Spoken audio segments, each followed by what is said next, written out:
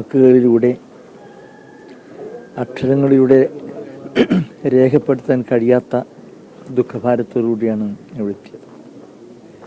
വ്യക്തിപരമായി ഏറെ ബന്ധമുള്ള നാട്ടുകാരൻ കൂടിയാണ്. എൻ്റെ പിതാവിൻ്റെ ചരമവാർഷികാചരണ പരിപാടി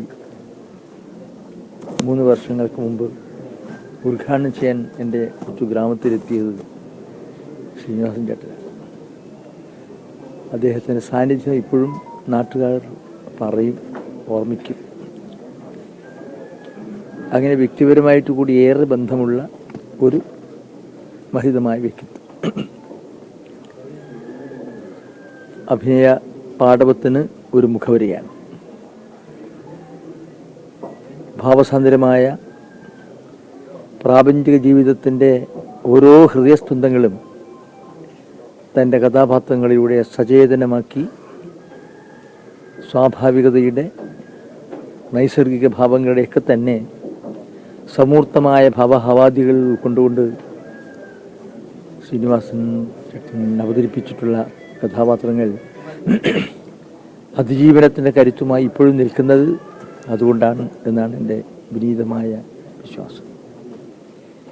ഓരോ കഥാപാത്രങ്ങളും ഓരോ ചരിത്രരേഖയായി നിൽക്കുക. അഭിനയമല്ല, ജീവിതസ്പർശം, ഹൃദയസ്പർശം.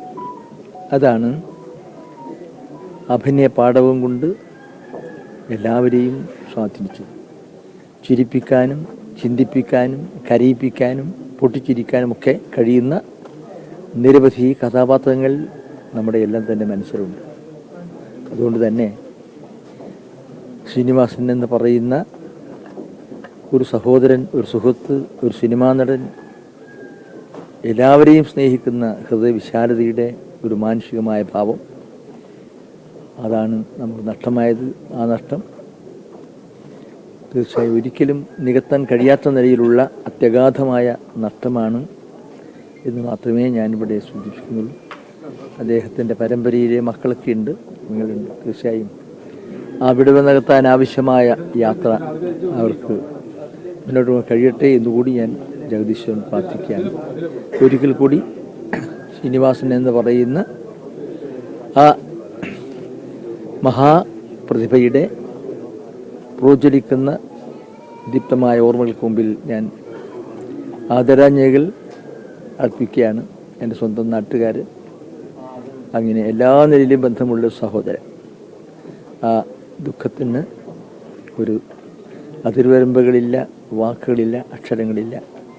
അങ്ങനെയുള്ള ഒരു ദുഃഖസാന്ദ്രമായ അന്തരീക്ഷത്തിലാണ് നിങ്ങളും നമ്മളെല്ലാം നിൽക്കുന്നത്. ഞാൻ ആ പരേതാത്മാവിൻ്റെ നിത്യശാന്തിക്കായിട്ടുള്ള പ്രാർത്ഥനയിൽ നിങ്ങളുടെ എല്ലാം തന്നെ കൂടെ ഈ എളിവനായ ഞാനും കൂടി പങ്കുചേരുകയാണ്.